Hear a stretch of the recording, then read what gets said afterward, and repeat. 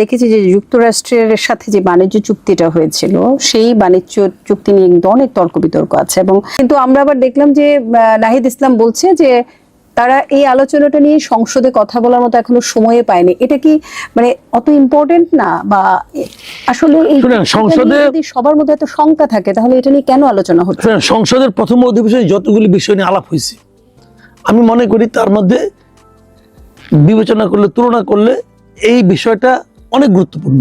জি, তারা আলোচনা করেনি এই কারণে এরা সবাই আমেরিকার দাস হতে পেরে নিজেদেরকে গর্বিত মনে করছে। এরা মানে সংসদে যারা ছিল, বিএনপি, জামায়াত এবং এনসিপি, যত এমপি ছিল, এই তিনটা পার্টি তারা নিজেদেরকে আমেরিকার দাস হতে পেরে গর্ববোধ করছে। এই জন্যই তারা প্রভু সম্পর্কে কোনো সমালোচনা করতে রাজি হয়নি। শঙ্কাটা কোথায় আমাদেরই, বা এই জায়গাটায় শঙ্কাটা কোথায়? কেন জনস্বার্থে এই জিনিসটাকে? আমি তো আবার বললাম আপনাকে, ও তো দাস বুঝেন, দাস, ভৃত্যকে যদি ওর মালিক বলে তুমি এটা করো, তার ভাই যদি বলে করো না, তাহলে মালিকেরটা শুনবে। এরা আমেরিকার ভৃত্য হতে পারে নিজেদেরকে গর্বিত মনে করছে, কথা পরিষ্কার। এবং বিএনপি যাতে ওই ভৃত্যের কোটা থেকে নিজেদেরকে সরিয়ে না নেয়, এটা দেখভালের জন্য ওই মালিক আমেরিকা তার একজন আবার লোক রাখছে এখানে, ডক্টর খলিলের কাজ হলো এই গভর্নমেন্টকে সারাক্ষণ ভয় দেখানো যে তুমি কিন্তু এখানে সরো না, সরলে কিন্তু তোমাকে ভেনেজুয়েলার প্রেসিডেন্টের মতো উঠাই নিয়ে যাবে। এই ভয়ে তারা কম্পিত। এটা হলো বটম লাইন, আমি এটা এভাবেই দেখি। আচ্ছা, আমরা জানি যে নেক্সট মান্থের মানে জুলাইয়ের 1 তারিখ থেকে নতুন একটা কর্মকর্তা কর্মচারীদের বেতন কাঠামো চালু হতে যাচ্ছে, কিন্তু বর্তমানে বাজার যে পরিস্থিতি এবং মূল্যস্ফীতি, এটা আসলে জনজীবনে কতটা মানে প্রভাব ফেলবে, বা এটার এফেক্টিভনেসটা কোথায় গিয়ে? বেতন বাড়ানোর দাবিটা লজিক্যাল। যারা সরকারি কর্মচারী বেতন পায় তাদের আরো বেতন দরকার, কোনো সন্দেহ নেই। কিন্তু বেতন আগের বারও কিন্তু একদম সরাসরি ডাবল হয়ে গিয়েছিল। ওই সময় প্রধানমন্ত্রী বলেছিলেন যে বেতন সবারই ডাবল করে দিলাম, আপনারা ঘুষ খাবেন না। ঘুষ খাওয়ার প্রবণতা কমে নাই, বরং ঘুষের রেট বেড়েছে। হ্যাঁ, তো এবার বেতন বাড়ানোর পরে ঘুষের অনুপাত কমবে বলে আমার মনে হয় না, ঘুষও বাড়বে একই রেটে। বেতন বাড়ার সঙ্গে সঙ্গে তার নেতিবাচক প্রভাব পড়বে বাজারে। জি, বাজারে জিনিসপত্রের দাম বাড়বে। আমাদের জন্য কি? আমাদের দেশে সরকারি কর্মকর্তার সংখ্যা হলো অফিসিয়ালি 19 লাখ। জি, তার মধ্যে 4 লাখের মতো জায়গা খালি আছে। তার মানে প্র্যাকটিক্যালি সরকারি কর্মকর্তা আছে 15 লাখ।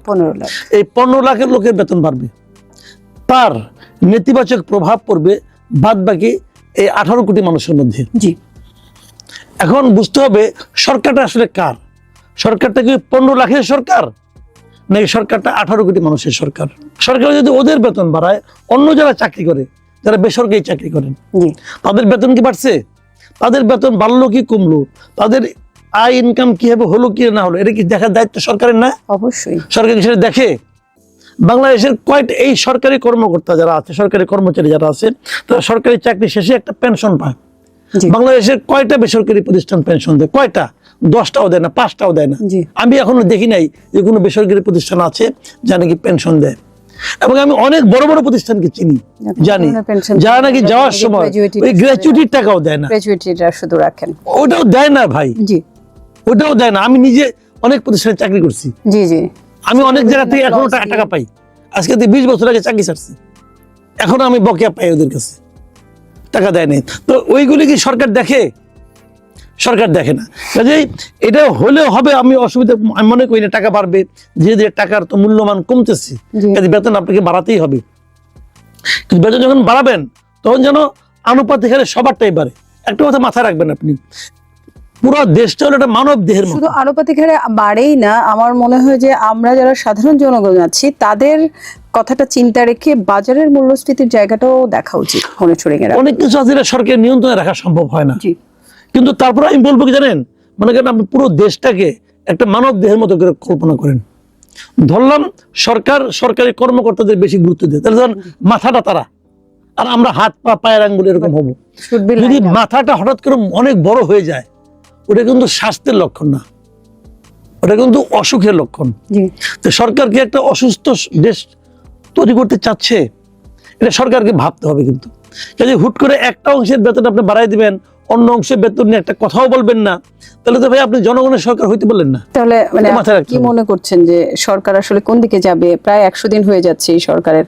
সরকার কোন দিকে যাবে এটা সরকার বুঝবে। এই 100 দিনের মধ্যে কি মনে হচ্ছে তিনি কি পুরো বডির পুরো মানব দেহটাকে কাঠামোটা ঠিক রাখার জন্য কাজ করবেন, নাকি শুধুমাত্র মাথার জন্যই উনি কাজ করবেন? ওনারা কি করবেন এটা ওনাদের ব্যাপার, ওটা আমি বুঝবো না, আমি তো আর সরকার না। না, আমি বলছি যে এই আমি আমার অস্বস্তিটা বললাম, জি জি আমি আমার অস্বস্তির জায়গাটাই বলবো। আমি কিন্তু কোনো সাজেশন দিলে আমি সরকার হইতাম। আমি তো অত জ্ঞানী না ভাই, আমি একটা সাধারণ মানুষ। সাধারণ মানুষ হিসেবে আমি কোন জায়গাটা মানে পেইন ফিল করতেছি জি। সেটা আমি জাস্ট চিৎকার করে ইনফর্ম করার চেষ্টা করতেছি। ওনারা ঠিক করবেন, ডাক্তার উনি, আমি ডাক্তারও না, আমি রোগী। তো রোগী হিসেবে আমি আমার পেইনটা বলতেছি, জি। ডাক্তারের দায়িত্ব আমার চিকিৎসা করা। আমরা সম্প্রতি দেখলাম যে যে মোটরসাইকেল যারা চালান তাদেরকেও করের আওতায় আনা হচ্ছে। এই জিনিসটাকে আপনি কিভাবে দেখছেন? না, কর তো সেটা আমি এটা কথা বলি আপনাকে, কর তো আদায় করতে হবে। জি কর আদায় না করলে দেশ চলবে কেমন করে? দেশটা চালাবেন, সরকার টাকা পাবে কই? জি। সরকার তো কয়েক থেকে নেবে।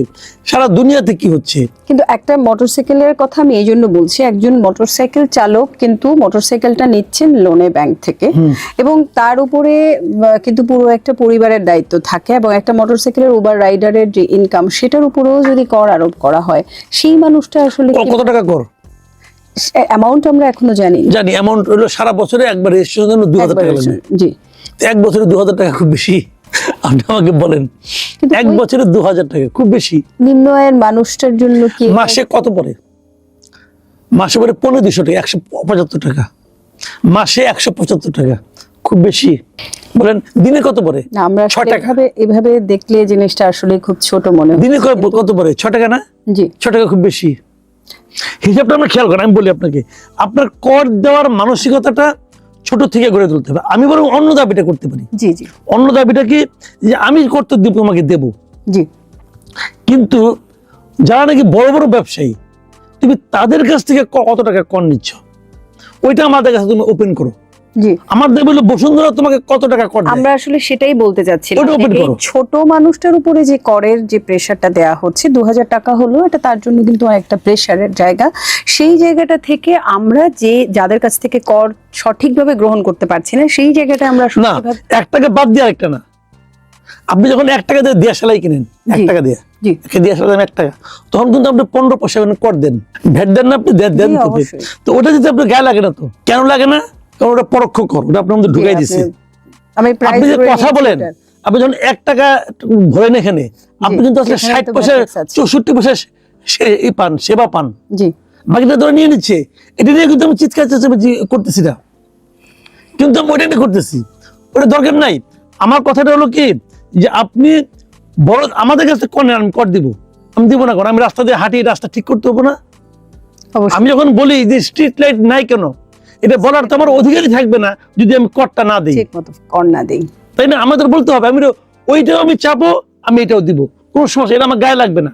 জি বললাম তো, যারা নাকি রাইডার আছে তারা তাদের দিনে 6 টাকা গভর্নমেন্টকে দেওয়ার অ্যাবিলিটি আছে রে ভাই, এটা আছে। কিন্তু আমার কথাটা তা না, কিন্তু আমার কথা হলো আপনি আমার কাছ থেকে 6 টাকা নেন, জি, এটা তার কিন্তু আপনি কি শাহ আলম সাহেবের কাছে টাকাটা নিচ্ছেন? কত টাকা নিচ্ছেন ওটাও আমাকে জানান, আমি জানতে চাই। দেশে একটা আইন আছে, আইনটা কি জানেন? যে কে কত টাকা কর দেবে এটা কেউ প্রকাশ করবে না, এটা নাকি তার ব্যক্তিগত গোপনীয়তা। কিন্তু এই আইনটা কেন? এই আইনটা হলো ওদেরকে সুবিধা দেওয়ার জন্য। আমি পার্সোনালি মনে করি এটা প্রকাশ করা উচিত।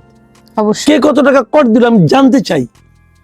জি আমি এটা জানার অধিকার আমার আছে, জি। যে তুমি আসলে কত টাকা দাও, ভোগ ওরা তো কর ফাঁকি করতে দেয়। কিন্তু করটা দিই। এই বড় বড় প্রত্যেকটা কোম্পানির কিছু উকিল আছে, এই উকিলটা এখানে লস দেখায়, অমুক করে তমুক করে, লস মস দেখায়, তারা করটাকে ফাঁকি দেয়। তারা সরকারকে ফাঁকি দেয় মানে কি, তারা জনগণকে ফাঁকি দিচ্ছে। জি। জনগণ ওদেরকে শক্ত করে ধরেন না, ওদেরকে ধরবে না কেন? যাকে ধরতে পাঠাবেন সে বা তার পকেট ভর্তি করে টাকা নিয়ে বলতো না তার কোনো টাকা নাই, সে গরিব। শাহ আলম সাহেব গরিব, একে আজাদ গরিব, সবাই গরিব। আর ধনী হলো কে? ওই শেয়ার রাইডাররা। আমরা এবার একটু আসলে বেশি উত্তপ্ত হয়ে গেছি, একটু ভিন্ন প্রসঙ্গে আসি। ক্যাম্পাসের রাজনীতিটাকে আপনি কিভাবে দেখেন? দেখেন, আমি ক্যাম্পাসের রাজনীতি পার্সোনালি পছন্দ করি না। আমি নিজে কিন্তু ক্যাম্পাস জীবনে সারা জীবন আমি রাজনীতি করছি। জি আমি রাজনীতির বাইরে ছিলাম না, আমি রাজনীতি করতাম, কিন্তু আমি ক্যাম্পাস ছাড়ার পরে আমি একদিনও রাজনীতি করিনি। এটা না করার কারণ হলো আমি যে পেশায় আসছি জি। সেই পেশায় মনে করছি যে রাজনীতি করা ঠিক হবে না। জি আচ্ছা, কিন্তু তাকে আমি ভোট দেই না? ভোট দেই, সবাই ভোট দেয়। কিন্তু আমি মনে করি আমাদের এখানে ক্যাম্পাসের যে রাজনীতি, সেটা হলো রাজনৈতিক দলের লেজুর ভিত্তিক রাজনীতি। বিএনপি যে রাজনীতি, বিএনপি এখানে সেন্ট্রাল কমিটিতে যা বলে ছাত্রদল তাই করে, জামায়াতে ইসলাম যা বলে শিবির তাই করে। সেটাই কি কারণ এই ক্যাম্পাসগুলো এখন যে আবার একটু সরব? হ্যাঁ, এটাই কারণ। তো এরা করে কি, এই স্টুডেন্টদেরকে তাদের লাঠিয়াল বাহিনী হিসেবে ব্যবহার করে। এই যে প্রবণতাটা, এই যে কালচারটা, এই কালচারটা খারাপ। স্টুডেন্ট ইউনিয়ন থাকবে, স্টুডেন্ট ইউনিয়নরা স্টুডেন্টদেরকে অধিকার নিয়ে আলোচনা করবে, জি থাকতে পারে, কিন্তু সেটা দলীয় রাজনীতির লেজুর হবে না। কিন্তু এটা কখনোই সম্ভব হবে না যতক্ষণ পর্যন্ত না আপনি শিক্ষক রাজনীতি বন্ধ করতে না পারবেন। আমাদের এখানে শিক্ষকরা এখন রাজনীতি করে। জি এই যে বিভিন্ন ইউনিভার্সিটি যে ভিসি হচ্ছে, প্রক্টর হচ্ছে, রেজিস্ট্রার হচ্ছে, ট্রেজারার হচ্ছে, এর আগে আওয়ামী লীগ না করলে হওয়া যেত না, এখন বিএনপি না করলে হওয়া যাবে না। তো আপনি যদি শিক্ষক রাজনীতি রাখেন, তখন যদি আপনি বলেন যে আমি ছাত্র রাজনীতি চাই না, তো এটা কখনই আপনি পাবেন না। আপনি শিক্ষকের কথা বললেন, আমি সাংবাদিকদের একটু কথা বলতে চাই যে এই যে কিছুদিন গত দুদিন আগে সম্পাদক পরিষদের সদস্যরা মাননীয় প্রধানমন্ত্রীর সাথে দেখা করেছেন এবং বিভিন্ন মামলার আসামি আছেন এমন কয়েকজন সাংবাদিকের একটা তালিকাও দিয়েছেন। আপনি কি মনে করেন তাদের কি ছাড়া পেতে পারে তারা, বা তাদের কি এই মওকুফটা পাবে? দেখেন, আমি আপনি একটা কথা বলি, সম্পাদক পরিষদ প্রধানমন্ত্রীর হাতে একটা তালিকা দিয়েছে। জি, আমি এটাকে অন্যায় মনে করি। অন্যায় কোনটা? তালিকা দেওয়াটাও অন্যায়, তালিকা গ্রহণ করাটাও অন্যায়। এই কারণে অন্যায় যে তাদের বিরুদ্ধে মামলা মোকদ্দমা আছে। মামলা মোকদ্দমা থাকলে সেটা মামলা মোকদ্দমা মতো করে বিচার বিভাগের মাধ্যমে হবে, নিষ্পত্তি হবে। কিন্তু প্রধানমন্ত্রী কি করার আছে? প্রধানমন্ত্রী কি প্রধান বিচারপতি? প্রধানমন্ত্রীকে একদম নিম্ন আদালতের বিচারক বলতে পারবে এদেরকে ছেড়ে দাও? বলা উচিত হবে? তার উচিত তো হবে না। আইনকে আইনের মতো করে চলতে দিতে হবে। যখন তারা তালিকাটা দেয়, তখন আসলে তারা বলে অনুচ্চারিত বক্তব্য, সেটা হলো আসলে তো আইন চালান আপনি, আদালত চালান আপনি, আপনি ওদেরকে বলে দেন। যখন প্রধানমন্ত্রী এই তালিকাটা নেন, হাতে নেন, তখন উনিও বলেন, তাকে বুঝিয়ে দেয় যে আপনি সর্বময় হ্যাঁ, এবং উনিও যখন এটা হাতে নেন, তখন উনি আসলে বলেন হ্যাঁ, ইচ্ছা করলে আমিই পারি। ওনার হাতে নেওয়াই ঠিক হয় নাই, ওটা আপনাদের কাছে রাখেন। জি, আইন আইনের মতো চলবে। কিন্তু বাস্তবতাটা কি? বাস্তবতা উনিও জানেন, বাস্তবতা এই সম্পাদক পরিষদের লোকেরা জানে। সেটা হলো যে নিম্ন আদালত সরকার চালায়। এই যে ঘটনাটা, এই যে বাস্তবতাটা, এইটা যতদিন পর্যন্ত আপনি চেঞ্জ করতে না পারবেন, মূল যে পয়েন্টটা সেটা হলো যে অনেক সাংবাদিকের বিরুদ্ধে গণহারে মামলা হয়েছে এবং সেই মামলাগুলিকে হত্যা মামলা, অমুক মামলা, তো এটা আসলে ওনাদের বিচারের জন্য করা হয় নাই, ওনাদেরকে ভোগান্তিতে ফেলার জন্য করা হয়েছে। এই যে একটা পেশাকে ভোগান্তির মধ্যে ফেলে দেওয়া, এটা অন্যায়। এটা যে কোনো পেশার জন্য অন্যায়। কেবল যে সাংবাদিকদের জন্য করছে তা না, কিন্তু অনেক চিকিৎসকের জন্য, অনেক চিকিৎসক চেম্বার করতে পারে না, কারণ সে একসময় সাচিব করতো। এটা ঠিক না। এইভাবে তাদেরকে বাইরে রাখা ঠিক না। এই ওই দিন একটা ঘটনা পড়লাম যে বিএনপির একজন এমপি হুম্মাম কাদের চৌধুরী, উনি বলতেছেন যে যখন নাকি এই মাইলস্টোনে বাচ্চাগুলি অগ্নিদগ্ধ হলো, বিমান বিধ্বস্ত হলো, তাদের যখন বার্ন ইউনিট নেওয়া হলো, তখন সাবেক সরকারের আপনার স্বাস্থ্যমন্ত্রী সামন্তলাল সেন উনি হেল্প করতে চেয়েছিলেন, সরকার ইউনিসেফ নেয়নি। এটা তো অন্যায় হয়েছে, কিন্তু কেউ নেয় নাই, কারণ সে আওয়ামী লীগ করে। আওয়ামী লীগের ডাক্তারকে অপারেশন করতে পারে না। বা আমরা এই পেশায় যারা, আমার কথা হলো কি, পেশাজীবী হিসেবে বিবেচনা করতে হবে। পেশাজীবীকে দলীয় লোক হিসেবে বিবেচনা করাটা অন্যায়। এখন আপনি হয়তো পাল্টা প্রশ্ন করবেন যে পেশাজীবী তো মাঝে মাঝে দলীয় লোক হিসেবে কাজ করে, তখন কি হবে? তখন যদি হয়, তখন তাকে আপনি ঘৃণা করবেন, তার পেশাগত যে কর্মকাণ্ড সেটাকে আপনি সন্দেহের চোখে দেখবেন, কিন্তু তাকে আপনি বাতিল করে দিবেন, এটা তো আপনি পারেন না। আর বেশি কথা বলতে চাই না, একটু শুধু আপনার কাছ থেকে ছোট্ট করে শুনতে চাই, এ পর্যন্ত আমাদের যে নতুন প্রধানমন্ত্রী তারেক রহমানকে যেভাবে দেখছেন, আপনি তাকে কত নাম্বার দিবেন যদি 10-এর মধ্যে আপনাকে নাম্বার দিতে বলি? দেখেন, এখনো পরীক্ষা শেষ হয় নাই, কাজেই ধরেন আপনার 300 মার্কের পরীক্ষা, 100 মার্কের পরীক্ষা, 3 ঘন্টার পরীক্ষা, তো আপনার 10 মিনিটের মাথায় যে তাকে কত মার্ক দিবে এটা বলা কঠিন। কিন্তু এখন পর্যন্ত আমি বলি আপনাকে, এখন পর্যন্ত আমি তারেক রহমানকে নাম্বার দিব। ওনাকে মোটামুটি আমি ফুল নাম্বার দিব না, একটু কম দেবো, কেন দেবো সেটা বলি আপনাকে। ওনাকে নাম্বার দেবো। আমি এ পর্যন্ত দেখেন আমি প্রায় 30 বছরের উপরে 35 বছর মতো সাংবাদিকতা করি। আমি এরশাদ থেকে শুরু করে প্রায় সকল রাষ্ট্রপ্রধানের সঙ্গে আমার কাছাকাছি যাওয়ার সুযোগ হয়েছে, পেশাগত কারণে দেখেছি, তাদের কর্মকাণ্ড শুনেছি। তো এদের মধ্যে আমার কাছে মনে হয়েছে তারেক রহমান একজন ডিফারেন্ট টাইপ পার্সন, এবং উনি ডিফারেন্ট টাইপ মানে হেড অফ গভর্নমেন্ট।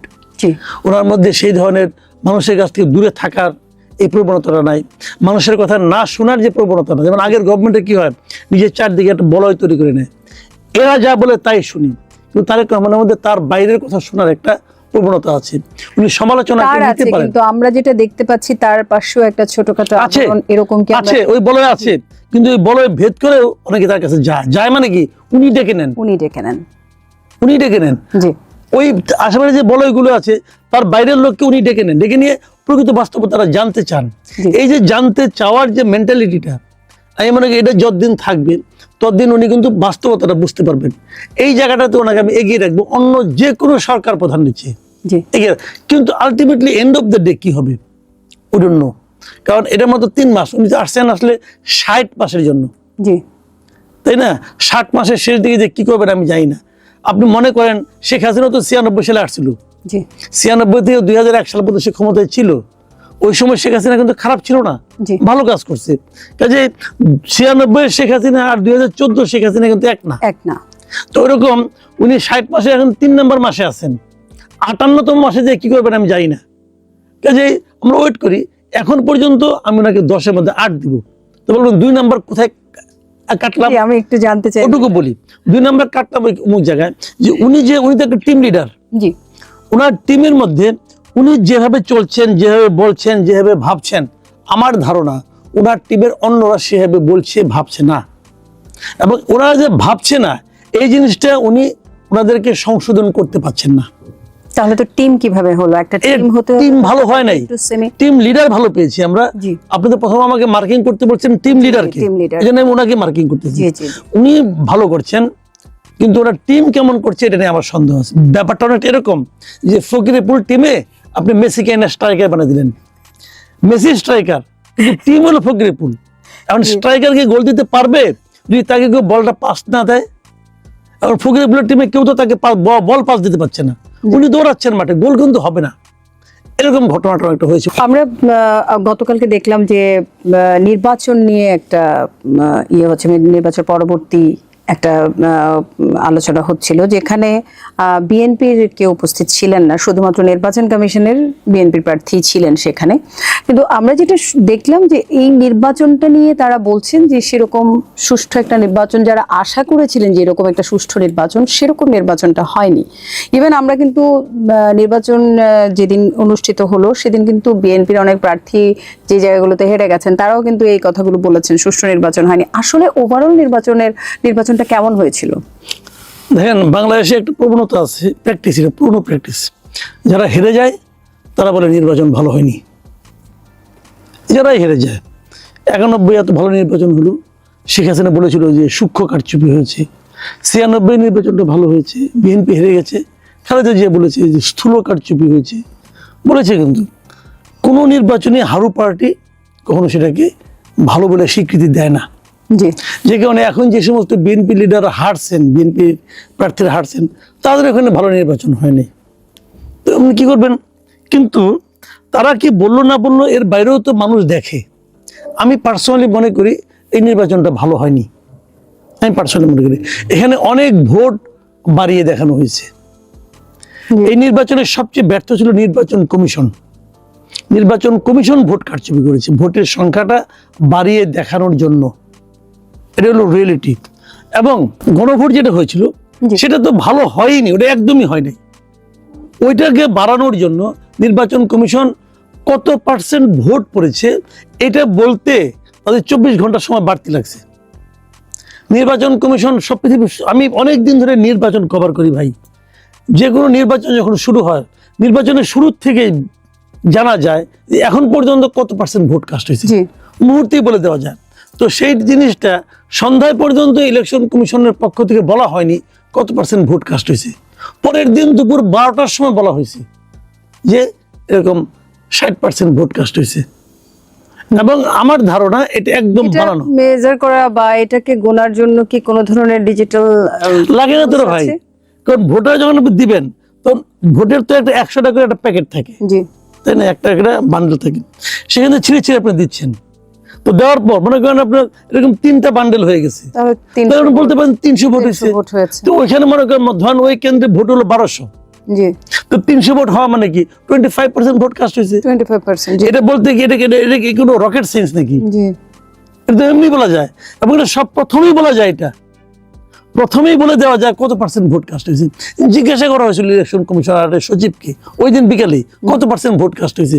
উনি আরো উত্তেজিত হইয়া উল্টাপাল্টা কথা বলছে, নাকি আপনারা কি ভোটের ফল চান নাকি কত পার্সেন্ট ভোট হয়েছে এটা চান, আগে ভোটের ফল দিয়ে নেই পরে এটা দেবো। আমি জীবনে শুনি না এই ধরনের উদ্ভট কথা। যদি ভোটের কথায় আসি, তাহলে এই যে বার কাউন্সিলের যে নির্বাচন, সেটা নিয়ে আপনি কি বলেন? এটা হলো মানসিকতা। এই নির্বাচন এবং বিগত সরকারের আমলে নির্বাচনের কোনো পার্থক্য? আমি বলি আপনাকে, এই মানে বিগত সরকারের সঙ্গে এইবারে যে সুপ্রিম কোর্টের যে বার অ্যাসোসিয়েশন নির্বাচন পার্থক্য আছে। পার্থক্য হলো বিগত সরকারের আমলে সুপ্রিম কোর্ট বারের নির্বাচনটা ভালো হইতো, এর চেয়ে ভালো হইতো। আওয়ামী লীগ নির্বাচন ব্যবস্থাকে ধ্বংস করে দিয়েছিল। জি, আওয়ামী লীগের বিরুদ্ধে সবচেয়ে বড় অভিযোগ তারা নির্বাচন সিস্টেমটাকে নষ্ট করে দিয়েছিল। সেই নির্বাচনী সিস্টেম নষ্ট করার পরেও সুপ্রিম কোর্টে যেভাবে নির্বাচনটা হতো, এবারে সুপ্রিম কোর্টের নির্বাচন তার চেয়ে অনেক অনেক অনেক গুণ খারাপ হয়েছে। কখনোই আওয়ামী লীগ আমলে কখনোই সুপ্রিম কোর্ট বারে বিএনপিকে নির্বাচনের বাইরে রাখা হয়নি। জি, এবার তারা একটা পক্ষকে আওয়ামী লীগ নাম দিয়ে বাইরে রাখছে। এরা তো নিজেরা যদি বলে আমি আওয়ামী লীগ করি না ভাই, আর এত আওয়ামী লীগের কেউ কি আওয়ামী লীগের মেম্বার হিসেবে ইলেকশন করছে?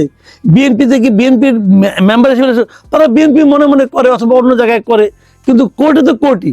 জি, একজন ডাক্তার যখন একজন পেশাজীবী, যখন ডাক্তার হোক উকিল হোক, একজন বিএনপির উকিল বিএনপি পন্থী উকিল ধরেন আমার মামলা নিল, ধরা যাক আপনার মামলা নিল, আপনার আওয়ামী লীগ পন্থী, কারণ আপনার মামলা সে খারাপ করে দেখবে? জি, দেখে। এই যে মাহবুবুদ্দিন খোকন, উনি কি আওয়ামী লীগের লোকের মামলা নেয় না? বহুত মামলা নেয়। জি, তো কি হয়েছে? এই যে শিশির মনির দেখেন, আমি উদাহরণ দিয়ে বলি আপনাকে, সে কি বুয়েটের ওই মামলাটা নেয় নাই? জি, ফাহাদ হত্যার মামলা কি করে নিছে? কারণ ওইটা তার পেশাদারি কাজ, জি, ওর সঙ্গে পলিটিক্স এর কোনো সম্পর্ক নাই। তো ওইটা যদি এরকম হতে পারে যে পলিটিক্স এর বাইরে যে ওনার পেশাদারি কাজটা করতে পারে, তাহলে ওখানে পেশাদার হিসেবে সে ইলেকশন করবে, ওটা পলিটিক্স ঢুকান কেন? এবং যেটা করছে এটাতে এদের মেন্টালিটি প্রকাশিত হয়েছে যে তারাও আসলে ভালো নির্বাচন চায় না, তারাও আসলে স্বৈরাচারী হয়ে উঠতে চায়। সুযোগ পায় নাই বলে হয় নাই, এবার সুযোগ পাইছে, হয়ে গেছে। নির্বাচনের কথাগুলোতে আছি, আমরা দেখলাম সম্প্রতি ভারতে যে নির্বাচনটা হয়ে গেল, বিশেষ করে পশ্চিমবঙ্গ আমাদের একেবারেই মানে বর্ডারের এপার আর ওপার, সেখানে আমরা দেখেছি যে 14 বছর পরে বলতে গেলে সেখানে এখন বিজেপির সাম্রাজ্য। যেই বিজেপি আর ঠিক বর্ডারের এপারে আছি আমরা, যেখানে আমাদের জামাত আছে। আসলে এই জিনিসটা কি কোনো ধরনের কনফ্লিক্ট তৈরি করতে পারে দু দেশের মধ্যে? কনফ্লিক্ট না, এর কিছু প্রভাব আমাদের এখানে পড়বে, এবং সেই প্রভাবটা নেতিবাচক প্রভাব হবে।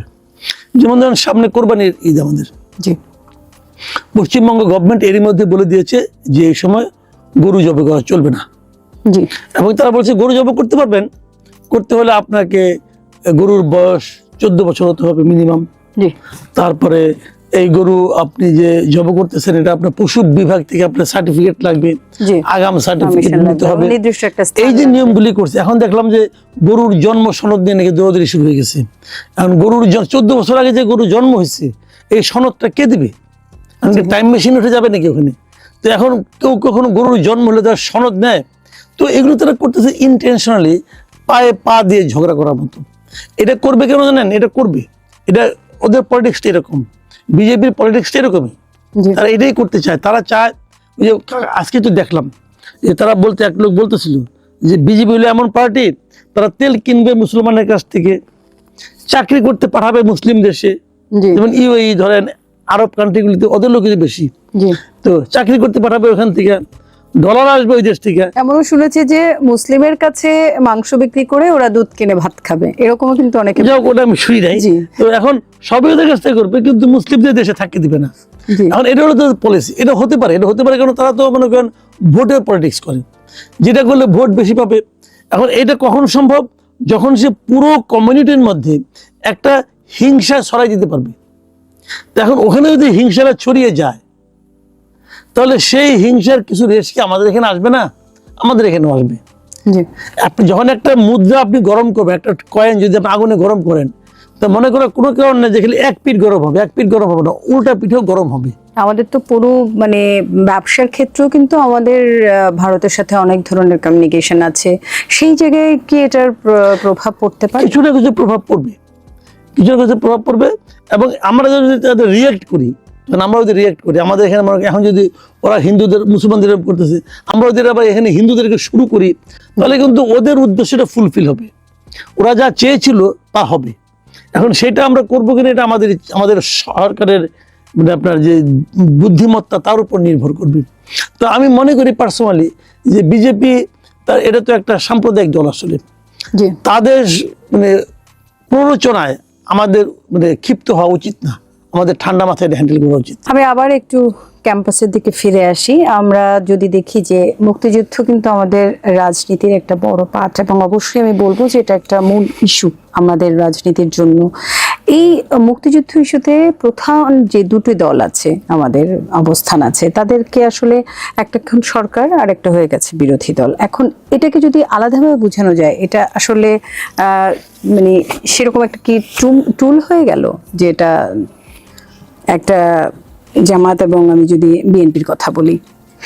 না, আমি বলি আপনাকে, মুক্তিযুদ্ধটা টুল হওয়া উচিত না, মুক্তিযুদ্ধটা আমাদের সবার মনেই থাকা উচিত। মুক্তিযুদ্ধ থেকে আমরা কিন্তু প্রায় অনেক বছর পার হয়ে আসছি, তাই না? প্রায় 55 বছর পার হয়ে গেছে। তো এত বছর পার হয়ে গেছে, এখনো ওইটাকে ধরে রাখা উচিত না, কিন্তু ওটাকে আবার ভুলে যাওয়া উচিত না। ওটাকে ভুলে গেলে আপনি থাকবেন না, ওটাকে ভুলেও যাওয়া যাবে না, কিন্তু ওটাকে ধরে রেখে রাজনীতি করা সেটা উচিত না, যে কাজটা নাকি আওয়ামী লীগ করতো। ওটার ভিত্তিতে জাতিকে ভাগ করা উচিত না, এটা আমি এভাবে দেখি। কিন্তু এখন যেটা হচ্ছে, এখন যে বিরোধটা আমরা দেখতে পাচ্ছি সরকারের সঙ্গে বিরোধী দলের, বিএনপির সঙ্গে জামাতের, এই বিরোধটা কোন রকম মানে আপনার যে বিরাট কিছু হয়ে যাবে তা না। আসলে জামাত বিএনপি একই রকম, এদের মধ্যে খুব একটা দূরত্ব নাই ভাই। এরা একসঙ্গে ঘর করছে ভাই, একসঙ্গে সংসার করছে 5 বছর, একসঙ্গে ক্যাবিনেটে ছিল।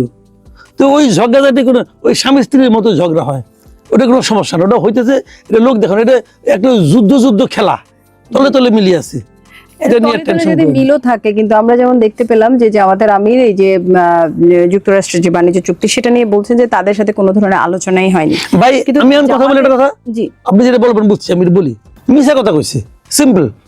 আমি জামাতের আমিরের কথা একদিন প্রশংসা করছি, আজকে বলতেছি উনি মিথ্যা কথা বলছেন। কারণ উনি যদি মিথ্যা না বলতেন, তাহলে ওনার সংসদের এটা কথা বলা উচিত ছিল, উনি বললেন না কেন? এবং খলিল সাহেবই সত্যবাদী এখানে, খলিল সাহেব সবার সঙ্গে আলাপ করে নিছে, সবাই বলছে করেন আপনারা, করছে। এখন কয় যে আমি জামাত তো বলে আমি জানি না, কিন্তু জামাতের কোন এমপি বলছে এটা আমরা জানি না? কেউ বলছে? বিএনপি বলছে? কেউ বলে না তো, কোনো সংসদে একটা কথা বলছে, বলে না কেন?